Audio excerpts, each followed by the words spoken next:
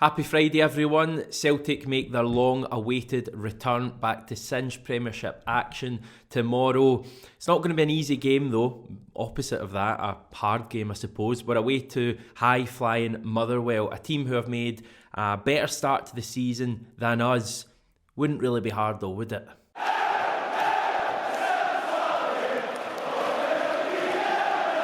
We're going to bring you every single bit of information you need to know ahead of tomorrow's big game on this video over the next 15 or 20 minutes. We're going to find out all about Motherwell by chatting to one of their fans. More on that in a few minutes. We're also going to go through some of the comments Ange made at his Friday press conference.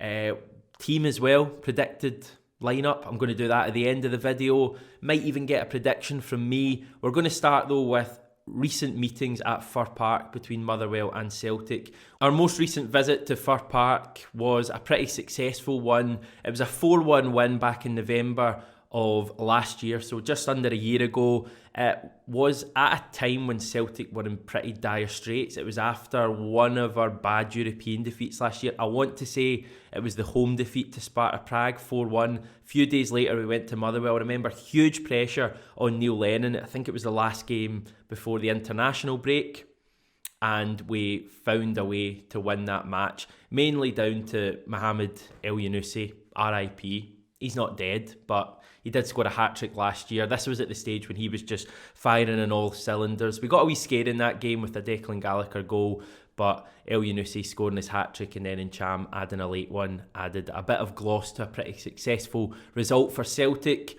You go even further back to the start of 2020, before COVID was even a thing, and in almost a polar opposite of the game I just spoke about, Celtic under Neil Lennon were flying at this stage. It was a brilliant team display. The team was playing so well under Lennon at that stage, and this 4-0 win just encapsulated all the stuff that was great about Celtic. Callum McGregor's goal that night, the volley, was brilliant. That came after a great team move. I was at the game that night. I felt as if Celtic were going to win the 10 in a row, but hey ho, it didn't happen. Earlier that season, we'd also put in a really good display at Fir Park to win 5-2. We started that game pretty poorly, went behind relatively early on. Scott Bain basically threw a goal into his own net, but we rallied back, scored really quickly after that with Christopher Ayer, and were excellent in the second half as the goals came down kind of like an avalanche. So that's the good. The two meetings prior to that were unsuccessful for Celtic in terms of coming away with the 3 points from Fir Park. We had a 1-1 draw back in December 2018, a game that I seem to recall we missed a lot of chances, including a Lee Griffiths penalty, and then we conceded an equaliser to Motherwell very late in the day. And then in March 2018, we had a game that quite literally offered nothing, and you probably won't even remember much about it. Maybe it was that bad that you do remember it in a kind of perverse way. We will get the thoughts of our manager, our wonderful leader Ange, later on in the video. He's going to be chatting about injuries and also made quite an interesting point, I thought, on the strength of his squad. Before that, though, I do want to get an insight on Motherwell, the Steelmen as they're known, by speaking to a Steel man as they're known. Andrew Scott, good pal of mine, Motherwell fan, just generally a great guy, and he gave up some of his time earlier today on Friday to chat to me about what Celtic can expect against Motherwell and how the Motherwell fans are feeling ahead of this match. I think Motherwell fans are looking forward to him. Maybe is not the right word, but I think if we're going to play Celtic, now's the time. Now's the time to do it, especially at home. And if we can sort of bounce back from that disappointing game at Tynecastle, that would be great. Yeah, I mean, you've got 14 points already this season. The whole of last season, you got 45, so you're already, a third of the way there after, I think, 8 games. Aye. What's been the big difference this season in comparison to last year? Is it just the team kind of being more bedded in under Alexander? I think so. I mean, obviously, his recruitment in the summer, like I'm going to keep talking about Van Veen because he's just a quality player. But I mean, even like your likes of Tony Watt, I think he's really settled in. He's maybe not despite being a top goal scorer, he's not really like the go-to man. Believe it or not, he's not really like the prolific target man you'd expect. He's sort of like a good team player, and I think it's that desire to sort of play with each other I think at the start of the season and the Betfred Cup and that, when we get beat off Airdrie, etc., I think we thought, Motherwell fans anyway, it was going to be a long season. But as I touched upon earlier, I think it was a wake-up call. And from the first game of the season against Hibs, albeit we get beat 3-2, I thought, like, right, we're playing some good stuff. As I mentioned, we don't have a lot of the possession, but we are really good on the break. And I think the formation suits that, with three attacking players up the top. I think they just complement each other, and they've just sort of bedded in together. Who are the players then? I mean, you've mentioned a few of them. Tony Watt was the one I'd kind of picked out. He's had a bit of a rejuvenation this season, scored a fair few goals in recent weeks. But is it Van Veen? Is he the main guy Celtic need to look at tomorrow? The term I like to use for him, he's just an absolute Rolls Royce of a footballer. He's just an absolute maverick, capable of just that moment of genius. I mean, if Celtic Celtic fans look at his highlights on sort of YouTube with Scunthorpe, he's just an absolute baller. He's just touch of class. Like, remember watching the game against Hibs, like, all my pals are saying, he's like the rejuvenation of sort of Bergkamp. He's just, honestly, I can't believe he's at Motherwell, and we've all just sort of fallen in love with him, and we'll be absolutely devastated when he leaves. But I mean, he's, despite being sort of a big character that he is again, a team player. He set up the goal at Ibrox, for example, so he can take them as well, but he's quite happy to dish it out. But I would look out for, if I was a Celtic fan, I'd be looking out for him, and obviously you'll be familiar with Tony Watt. But I mean, you've also got sort of Callum Slattery, who's just the main man in midfield. He sort of dishes it out, and obviously Liam Kelly in goals, who will hopefully be making some tremendous saves on Saturday. He's done that against us in the past as well for Livingston. I remember that. So hopefully, from my point of view, he has a shocker tomorrow. In terms of, you're saying obviously, positives and the threat of Motherwell mainly will come for set pieces, and that, terrifies me because we really struggle to defend set pieces. We've struggled basically in every away game so far this season, and if that's your strength, it's going to be a big part of the game tomorrow. But what are the weaknesses in the Motherwell team? What are the kind of parts of the team that Celtic can exploit? I think with the formation, probably down the wing. I mean, our central midfielders recently, I believe, was Grimshaw, who up until sort of this season, they were playing him as a right back. So he was just sort of, I think he was the right side of the three. And then you've got Slattery, who, albeit is good going forward. For me personally, he's a bit suspect going back. And you've got O'Hara, who, to be fair to him, can get back. But with that three, you can just, I think it's quite easy to sort of dominate the wings and sort of get the balls into the box or whatever. So I think if I was Ange, I would be sort of looking to exploit that. Brilliant. And looking at tomorrow, you already said, I think we're looking at just under 10,000. I think they've been quite clever with that, because if you go over the 10,000 mark, you need to start, checking passports and stuff. So, but it is, I think, set to be pretty much a sellout. It should be a cracker in terms of, the games are always really good, I think, at Fir Park. Even the games we've thumped you in recent years. I was at a 5-2 game start of season before last, and it was a really good game, and he's had chances in that game. Even, I think there was a 4-0 late in the season, even the 4-1 last year. Decent matches, loads of chances. And if it's going to be pretty much a sellout, probably a sellout, then it should be, a really good game. Oh, absolutely. And it's one, as I mentioned before, I'm really looking forward to. You've alluded to as well, but historically it's always been, I'll put it this way, I'll be amazed if we don't score. Usually we tend to score first and fall apart. So that's what I'm sort of expecting. I think my prediction's one each, so I'm being slightly optimistic. So I've went for Van Veen, and then, because I'm a Motherwell fan, Turnbull equalise or something like that, just to rub it in and shush the fans. That's what I'm sort of expecting. But I mean, definitely. I think, as I said before, I fancy us against any team at Fir Park, and historically against Celtic. I think because the fans are up for it, and it's a good buzz about the place. Usually it's on the telly. I don't know why this game isn't, to be fair. They're too busy showing Aberdeen St Mirren from a couple of weeks ago and stuff like that. See, when you mentioned Turnbull there, you actually just reminded me it'll be his first time back at a full Fir Park. What kind of reaction do you think he'll get?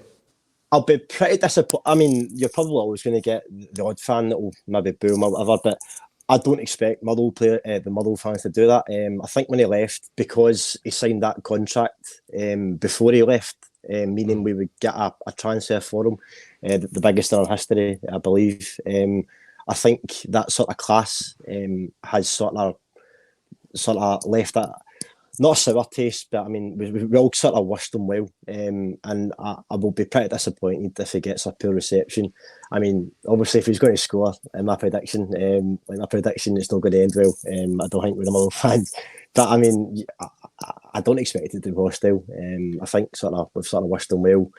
I mean, as you know, he's a quality player. So on a personal note, I'm sort of pleased that he's a sort of mainstay in your first team, showing what he can do in Europe. And that's he gave us his transfer, and that's all we can ask for. Wish him well. So some positive words for David Turnbull there from Andrew. Big thanks to Andrew for helping us out there. I'd say good luck to him tomorrow, but I don't fancy venturing down that route. Now, David Turnbull was one of many players who left Celtic about 10 days ago, went on international duty. We were all kind of fearing the worst. I was certainly knowing our luck, expecting at least one player to come back crocked, as the tabloids would say. But thankfully, we've been very lucky. We've struck gold, so to speak. Ange brought us the news earlier today that Celtic have no fresh injury concerns after the international break, which is obviously great news. Further to that, there's been some positive developments in the time since we last played a match. Mikey Johnson is back and in contention to play tomorrow against Motherwell. Very surprised if he started the game, but I think he'll be on the bench. We also have James Forrest and Christopher Jullien back in training for Celtic. Now, given that both have been out for a fair whack of time, Jullien has been out for I think nearly a year, you would be surprised, very surprised, if any of them made the matchday squad tomorrow, or even Tuesday against Ferencváros, or even probably St Johnstone next Saturday. You're going to be talking probably a few weeks while these guys get up to speed, but the fact they are both back in training is pretty big news as far as I'm concerned. Josip Juranovic is not in contention to play against Motherwell tomorrow, but he's not said to be too far away from making his return as well. So kind of 4 good bits of news there. We're finally starting to get a bit of a squad back together, and Ange clearly feels that too. He made what you might either look at as an interesting comment or a pretty obvious comment at his press conference today. I'll let you decide. He said, "We are as well prepared as we have been since I got here." Now, I don't have the full context for that quote. I don't know what question he was asked, but it does give a little bit of a glimpse into Ange's mindset, and he clearly, from those comments, believes that he now has a Celtic squad that is in the best state it has been since he came into the club. Now, some people may argue that it wouldn't be hard at all. He came into a club, remember, with about 10 or 11 players in pre-season training when he first arrived, with the players still away at the Euros. We've had loads of injuries. We've lost players since then. We've brought in players who are still bedding into the club. But it does just give a wee bit of context, I guess, as to what Ange has been facing and why it is, for me, unfair to judge him until he gets his best team on the pitch consistently and we see what he can produce with them, because he hasn't had that opportunity yet. He hasn't had a chance yet to field all of his summer signings in a team yet. He hasn't had all of them available, and he still won't tomorrow with Juranovic being injured. Juranovic coming back, Jullien, Forrest coming back, players like Kyogo, Jota and Abada getting further up to speed in the coming weeks. Callum McGregor as well. I do think we'll see an improved Celtic side this wee chunk of games until the next international break. I feel like Celtic just have to win tomorrow. Again, major stating the obvious alert. I'm very good at that. I just think 3 points tomorrow, and then we've got a couple of home games where we can hopefully build a bit of momentum. 2 very winnable home games against Ferencváros and St Johnstone. Not easy, but winnable. I don't think we'll play our best football tomorrow. I think it's going to be a case of digging in, battling and winning the match tomorrow. And if we do that on the back of what happened at Pittodrie and the players that are coming back to the club, I think it should give everyone a massive boost, including the supporters. So with that in mind, here is my lineup for tomorrow, and I'm actually relatively confident that this will be the team, but let me know what you think. We're going with Joe Hart in goals, a back four of Anthony Ralston, Cameron Carter-Vickers, Carol Starfelt and Adam Montgomery, Callum McGregor and Nir Beaton anchoring the midfield, with David Turnbull on familiar ground in front of them, Liel Abada on the right, Jota on the left and Kyogo up front. Obviously, coming off the bench, you've got Mikey Johnson, you've got Tom Rogic, who feels like the obvious one who could change the game if we are struggling. He seems to love it at Fir Park. He scored a fair few goals there and always seems to turn up against Motherwell. Just whether he's ready to start, I'm not convinced, given he's been the other side of the world. Kyogo probably the same, although Kyogo didn't play as many minutes. But we rely on Kyogo so much more than we rely on Rogic at the moment. That's why I've got Kyogo starting and Rogic not. Other strikers on the bench, we've got Giakoumakis and Ayeti. So I feel like the bench is improving. We do have more options to change the game there. Hopefully the starting lineup can do it though. Few wee final bits to note ahead of the game tomorrow. It is a 3 p.m. kickoff. It's not on Sky Sports. Motherwell are doing pay-per-view for the match. I will put a link for that below. You can watch that anywhere, I think, apart from England, because they have some sort of a TV blackout for 3 p.m. games on a Saturday. So if you're in England, you probably won't be able to watch the game at all. Vaccine passports are not required for tomorrow. As we said earlier with Andrew, that's because there are less than 10,000 people at the match. Final thing I wanted to mention that's really important, Motherwell are doing a food bank collection tomorrow before the game. It's for Lanarkshire Community Food Partnership and the Motherwell Food Bank as well. Basically, they're looking for tins of things, you know, soup. What else do you have? Tins of veg. I don't know why tuna's coming to my mind. Beans, of course, beans. I've got it written down here. Beans, soup, potatoes, tinned meat.